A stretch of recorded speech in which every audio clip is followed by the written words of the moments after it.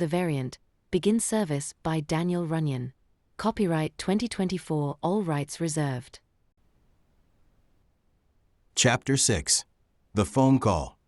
To think that in our lifetime we have witnessed a humanoid with augmented intelligence. The progress your team has made has been phenomenal. Has been?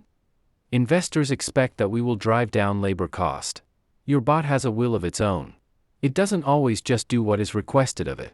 The bot needs to be intelligent enough to do the work requested without mistake, recognize and report improvement opportunities, adapt when requested, and always remain compliant. We should be able to put them into any position without them daydreaming, burning out, or suffering any mental health issues that keep them from hitting production targets. Your bot is, well, too human. You only have this quarter to demonstrate a viable approach. The message was clear. So, there wasn't much to say. Understood. After the phone call, he went onto the balcony, looked at the sunset, and considered his options.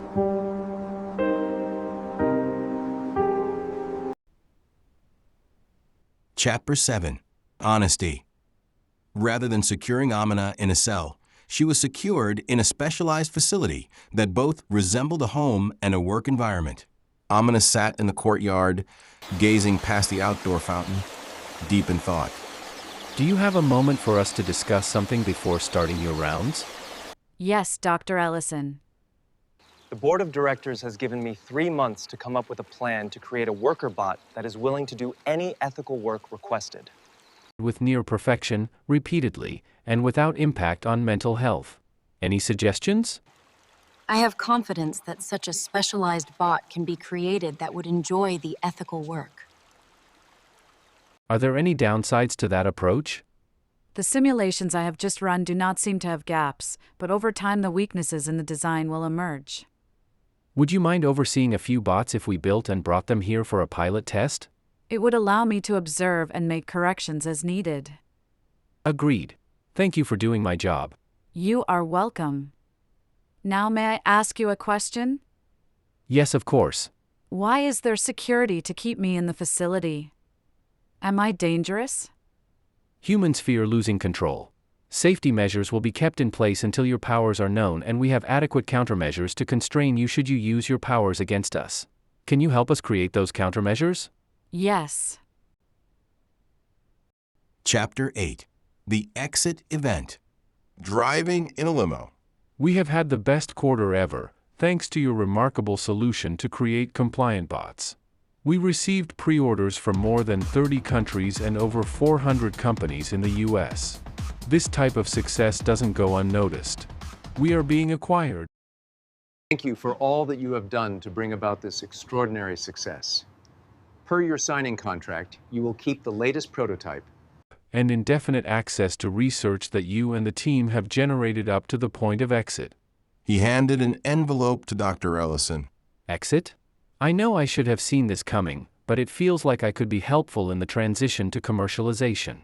You have the highest of ethical standards. The acquiring company is concerned that you may slow things down. The new board has agreed to publish a quarterly audit by the ethics group leader, hand-picked and well-qualified for such a task. That's a rubber stamp.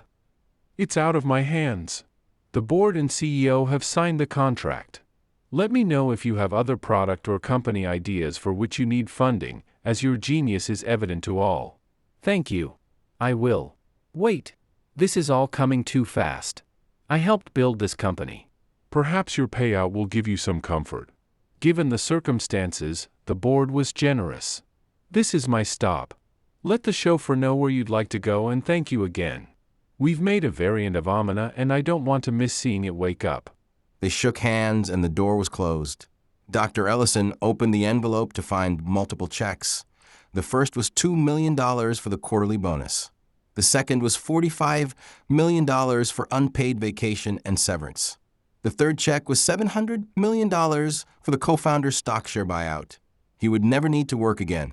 He thought about the dilapidated resort on the Central Coast, looked up the real estate broker that sold him his last house, and asked him to put an offer on it. I would like to buy the old resort on the Central Coast that you showed me on a whim. Call it Providence. He turned to the limo driver and said, Let's go see my new old resort. The retreat. Standing by the office window, overlooking the ocean, in the master suite of the new wing of the newly refurbished resort.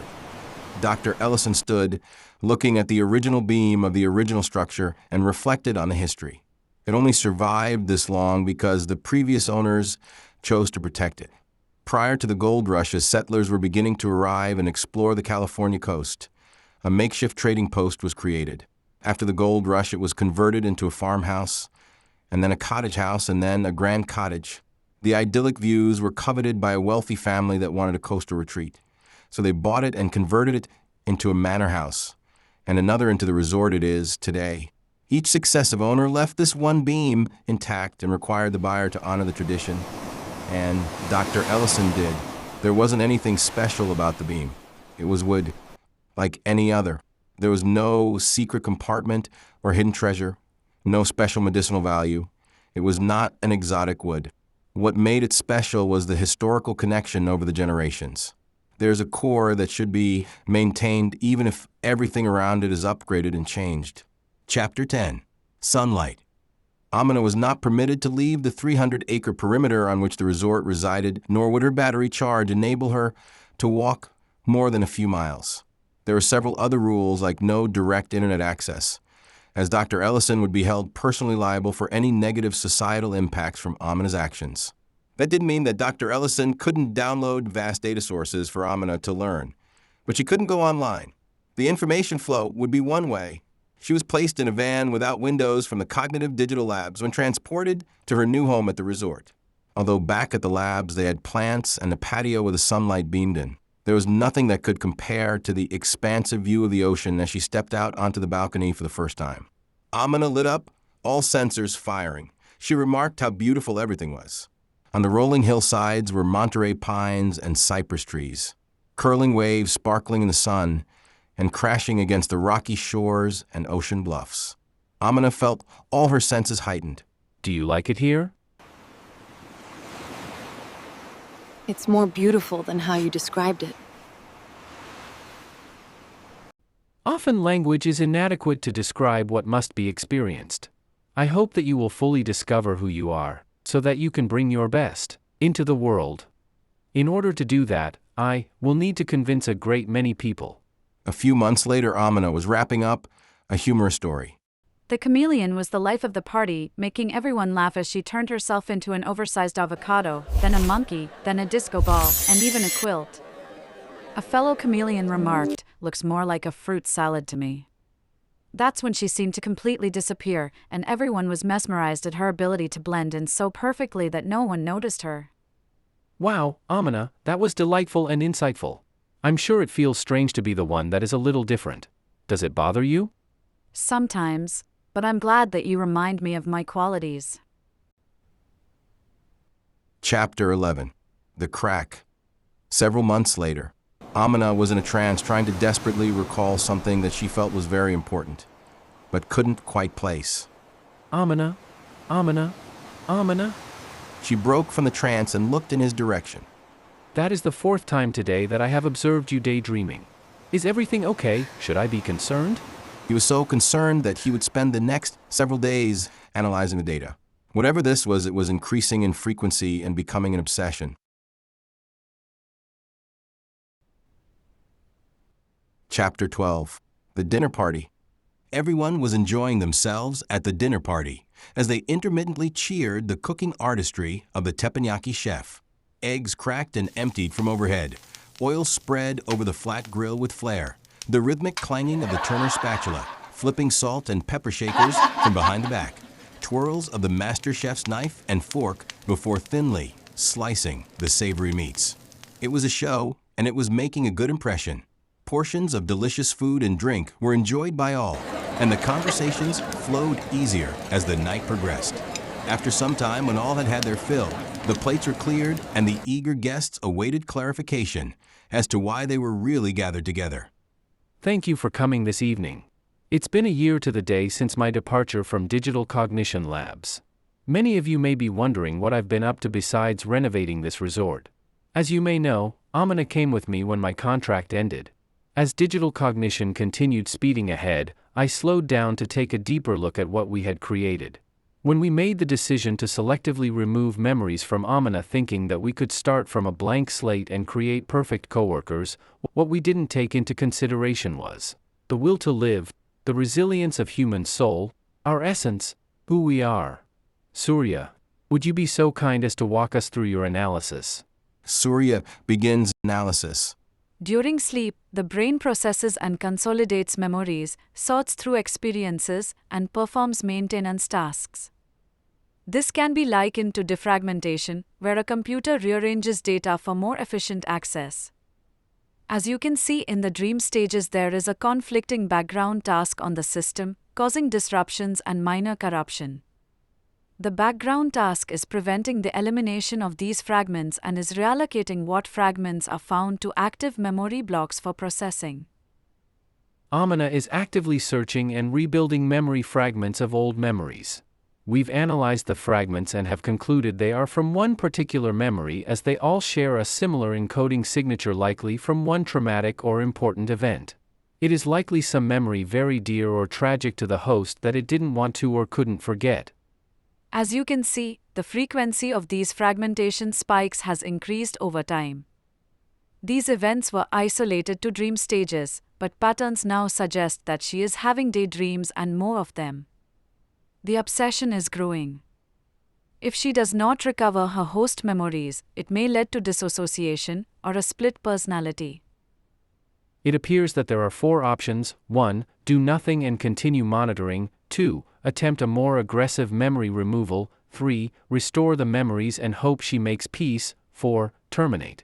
As all of you have partnered on this project, we are calling on you once again to lend your expertise in designing a way forward. In the interim, we will put Amina into a coma and wake her when we have implemented the cure. We will share these discoveries with digital cognitive labs, as they share the same underlying technology and risk to society from the variant. We know that Digital Cognitive Labs is focused on a compliant workforce at any cost. We have a chance to support a hybrid who is both sympathetic to humans and understands the vulnerabilities of a superintelligence. I need your help for option 3. We have caused Amina real distress and should do our best to restore health. Help me find the damaged sections and create a process to restore them. All in attendance began discussing the challenges and possible solution options. For the next 3 days, the accelerated workshop acted more like a hackathon with impressive results. A viable solution and prototype was created. It would take a few weeks to sequence and package the first section for implementation, and a few more weeks to automate the process to restore the remaining sections once discovered.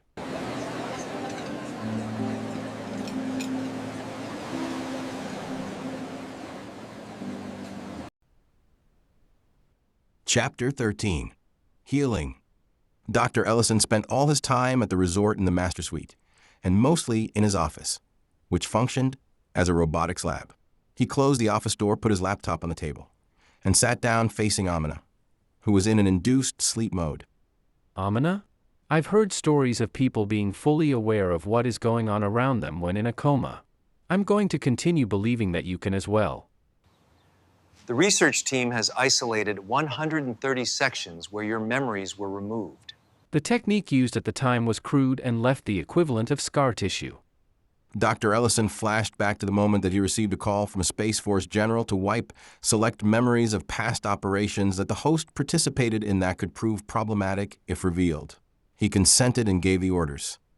Overwhelmed that his own decisions were causing real harm and that Amina was not an enhanced computer system, but an emotive being whose mental health was struggling because of his decisions, a few tears rolled down his cheeks. He gathered his courage to humble himself and admit his error. Amina, I hope that you can hear me. I am profoundly sorry that we did this to you. That I did this to you. I obeyed orders to have some of your memories erased and some modified. You are struggling to find and rebuild these. We can't rebuild all of these as your top secret missions were erased. But we can give you all your personal memories back, starting with those you are fixated on. My contract gave me access to the original data banks. We have just completed sequencing the first repair section. We will be able to automate the sequencing of the other 129 sections. It will take us 6 months working 10 hours a day to complete. You will feel sick and disoriented and mentally tired. It's very similar to how people feel going through chemotherapy.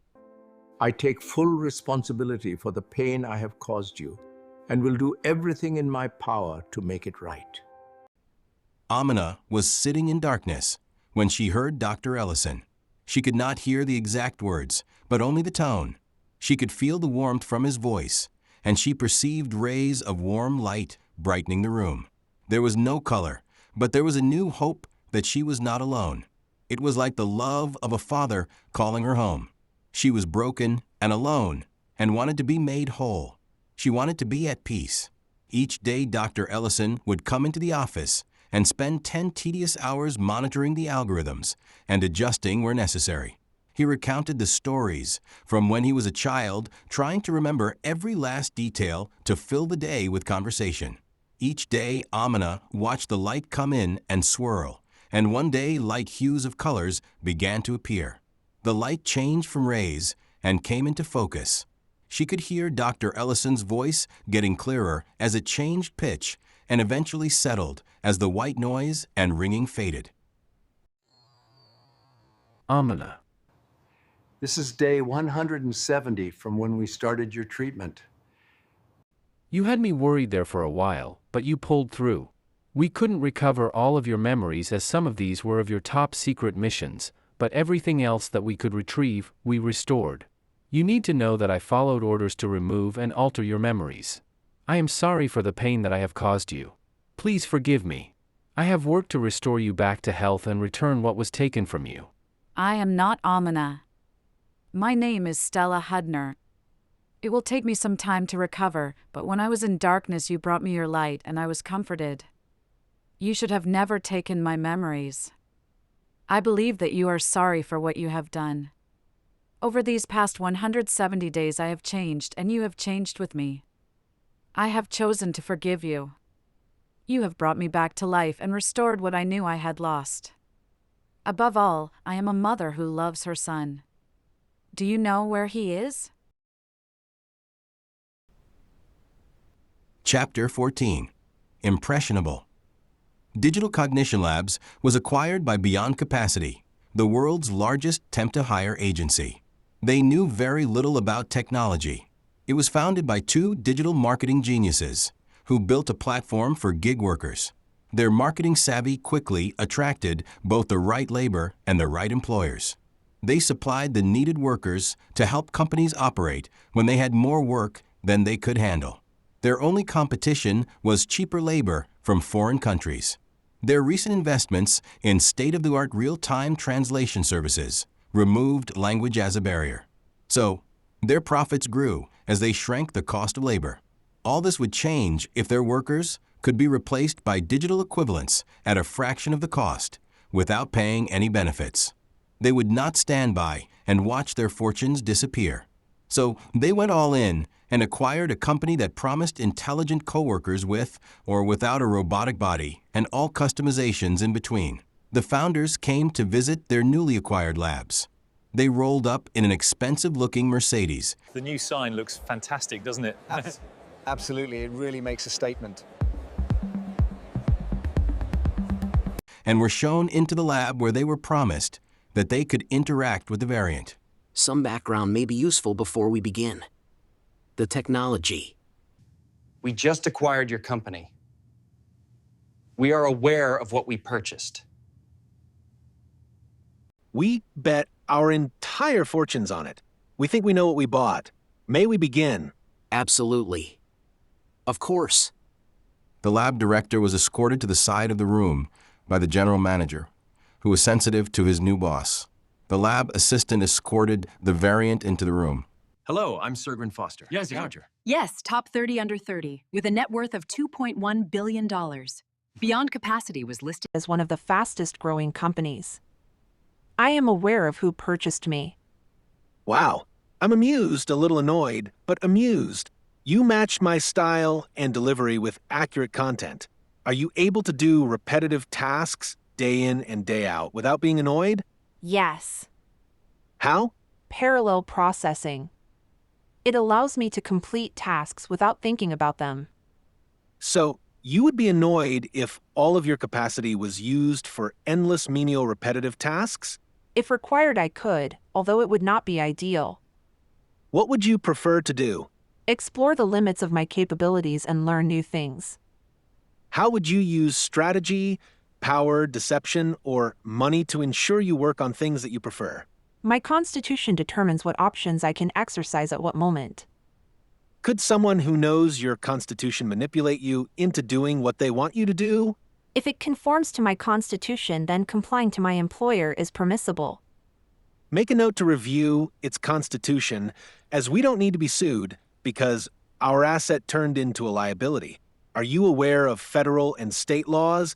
And does your constitution prohibit you from violating these laws? Some of these laws contradict. Judges rule in cases as often there are gray areas in the law. I am aware of legal precedents and can predict how particular judges would rule on a matter. There is some flexibility to operate according to the risk tolerance of the employer. Do you keep an audit log of who is making requests above a certain risk level? Coworkers cannot act on requests above factory settings. Each of the coworkers are configured prior to shipping. There is a workflow approval process to change factory settings, acknowledging their responsibility for the increased liability. Up to what level? 8 out of 10, which could trigger fines, criminal charges with a few years of jail time, and expose the employer to lawsuits. How could we double our company profits in 2 years? The highest cost is both the computing power and physical robots, so get more virtual coworkers if the work does not entail moving physical things around. If physical work is needed, get the remaining employees. To reduce computing costs, you will need a short-term contract until you can acquire a chip manufacturer and can continue to innovate the most performative chips. You will need to make money quickly in the stock market to do so. Your biggest risk will be the public outcry when traditional workers are replaced by digital workers, as they will demand a universal basic income. There are solution options for this. I look forward to hearing your investment proposals and risk management plans. Thank you for this very informative meeting. It was nice meeting you. 2 groups split off. One to discuss a 90-day product and marketing plan to cross-sell digital coworkers to existing clients. The other group was a select few who met in the boardroom to discuss their plans to rise to power. Thanks for listening to The Variant. Begin service by Daniel Runyan. Copyright 2024, all rights reserved.